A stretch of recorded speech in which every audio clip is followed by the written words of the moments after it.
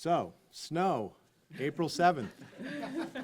I'm reminded of an October, I think it was the first week in October, soccer game, Dartmouth against UConn, and my coach, Bobby Clark, wrote up on the blackboard in our locker room, "Don't tell me how stormy the seas are, just tell me you brought the boat home." And I think that we are in that moment, not just today, but in our country. This is an all-hands-on-deck moment. I think all of us feel that we are not right, that America's not right. And I think all of us feel for our kids and our grandkids. And that is what has been motivating me for the last 7 years. And we started here in New Hampshire, the home of the town meeting that instigated a revolution 250 years ago. It was Lisa Nash and Terry Wolf, who are both here today. We crisscrossed this state, and we went to meetings, people from the right, people from the left. We were deeply divided back then, and we asked them, is there somebody coming to save us?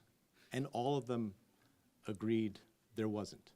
We asked them, was there a partisan fix to our divisions and our problems? They all agreed there isn't. And then we asked them, are you all willing, even though you've been kind of talking over each other and at each other, are you willing to get in a room and work together to find common sense solution? Every person raised their hand. So here we are, 7 years later, in this moment, and look who's here. We have elected leaders, senators, representatives from both sides who've shown up for this idea. We have the people, citizens of New Hampshire, who are here together. And we have partisans who have been traditionally just battling each other, putting down their arms and saying, we want to work in a different way. We want to do something different. We have been divided for too long. This isn't just the last 10 years. This has been going on for decades. We have been dysfunctional for too long. We have left all the big issues that affect all of us sitting, waiting, getting worse by the day for too long.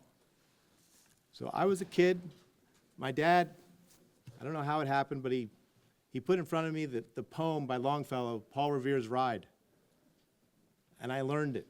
Listen, my children, and you shall hear the midnight ride of Paul Revere. I thought it was about the revolution.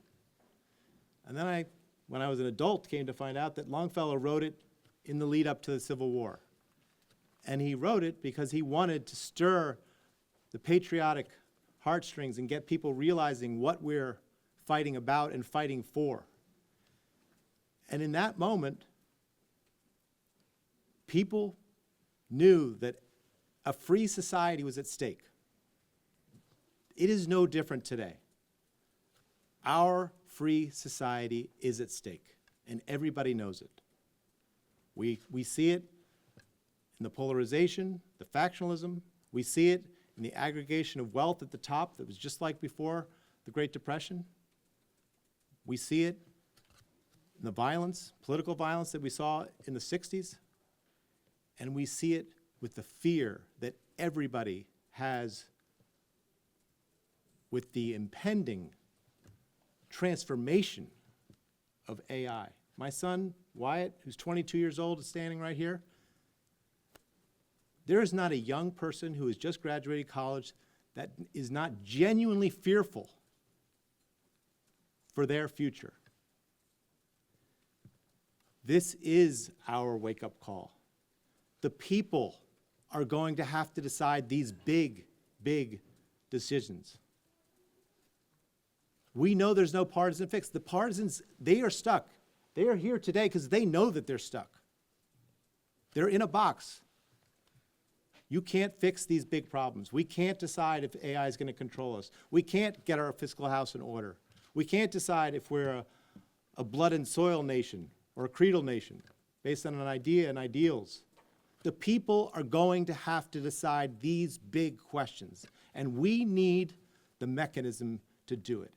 And the forum that we are building here, and the structure and the capacity to bring everybody to the table, the billionaires and the bartenders, the Democrats, the Republicans, the independents who are half the state here, and the free staters, everybody who's frustrated, they are all going to have a seat at this table.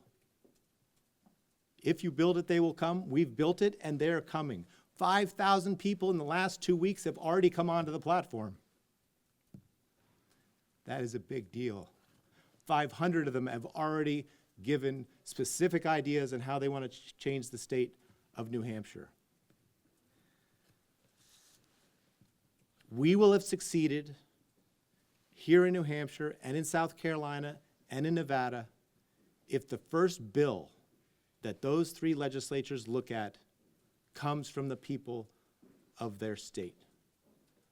When talking to the legislators, they know they're mostly just listening to their primary voters. They're mostly just listening to their partisans. It's time to listen to the people as a whole. If we do this well, if we get real scale, if we get political balance, if we get bills passed, if we show progress, we will tell a story to the nation, just like Longfellow was trying to tell. We are not giving up. We are pioneers. We are patriots. We all love America. We will have answered the call to rebuild the shining city on the hill. We will have answered the call to come together, to go to the new frontier beyond AI, together as an American community where we choose each other and we renew the American dream for Wyatt and every other young person out there who wants to dream. Now we need to get busy. We need to show up. This is the right idea in the right place at the right time.